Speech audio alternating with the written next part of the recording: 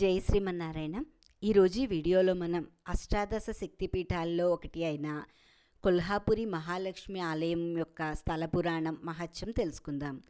కొల్హాపూర్లో ఉన్న మహాలక్ష్మి ఆలయం అష్టాదశ శక్తిపీఠాల్లో 7వ శక్తిపీఠం. ఈ ఆలయం మహారాష్ట్రలో కొల్హాపురి పట్టణంలో ఉంది.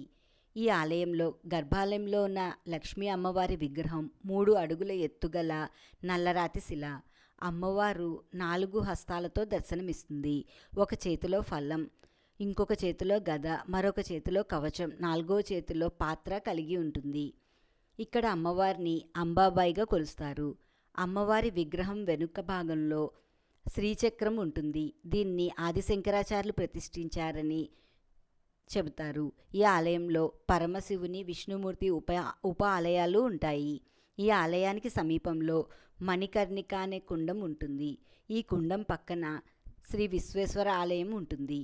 అమ్మవారు ధరించిన కిరీటం మీద ఆదిశేషు ఆకారం చెక్కబడి ఉంటుంది. ప్రళయకాలంలో పరమశివుడు కాశీ పట్టణంను రక్షించగా కాశీక్షేత్రంను ఈ అమ్మవారు రక్షించిందని, అందుచేత ఈ క్షేత్రంను కరవీర క్షేత్రం అని కూడా పిలుస్తారు.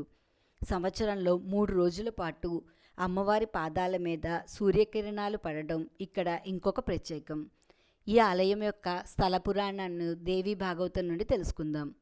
పూర్వం దక్ష ప్రజాపతి కుమార్తె అయిన సతీదేవి పరమశివుణ్ణి వివాహం చేసుకోవాలని నిర్ణయించుకోగా తండ్రి ఆ వివాహానికి అంగీకరించలేదు. అప్పుడు సతీదేవి తండ్రి అంగీకారం లేకపోయినా పరమశివుని వివాహం చేసుకుంది. ఒకసారి దక్షుడు యజ్ఞం చేయాలని నిర్ణయించుకుని ఆ యజ్ఞానికి దేవతలందరినీ ఆహ్వానించాడు. కానీ పరమశివుణ్ణి మాత్రం ఆహ్వానించకపోవడంతో సతీదేవి తన తండ్రి చేసే యజ్ఞంకు వెళదామని కోరగా పరమశివుడు అంగీకరించలేదు. అప్పుడు సతీదేవి తన తండ్రి చేసే యజ్ఞానికి ఒంటరిగా వెళ్ళింది. అక్కడ అందరి ముందు పరమశివుణ్ణి అవమానించడంతో సతీదేవి కలత చెంది తండ్రి చేసే యజ్ఞాగ్నిలో దూకి భస్మమైంది. ఆ విషయం తెలుసుకున్న పరమశివుడు కోపాగ్నికి లోను కాగా విష్ణుమూర్తి అతన్ని ఓదార్చి సతీదేవి భస్మం మీద సుదర్శన చక్రం వేయగా ఆ భస్మం 18 ప్రదేశాలలో పడింది. ఆ భస్మం పడిన 18 ప్రదేశాల్లో 18 శక్తిపీఠాలు ఏర్పడినాయి. అందులో సతీదేవి నయనాలు పడిన ప్రదేశమే కొల్హాపురి మహాలక్ష్మి ఆలయం. అందుచేత ఈ ఆలయానికి అంతటి ప్రాధాన్యత ఏర్పడింది.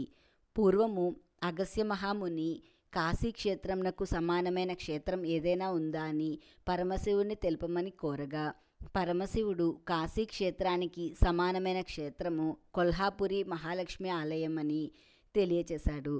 అంతేకాకుండా ఈ క్షేత్రంలో అమ్మవారిని దర్శించుకోవడం వల్ల ఆయువు, ఆరోగ్యంతో పాటు ఐశ్వర్యం కూడా కలుగుతుందని తెలియజేశాడు. అందుచేత కొల్హాపురి మహాలక్ష్మి ఆలయానికి అంతటి ప్రాధాన్యత ఏర్పడింది.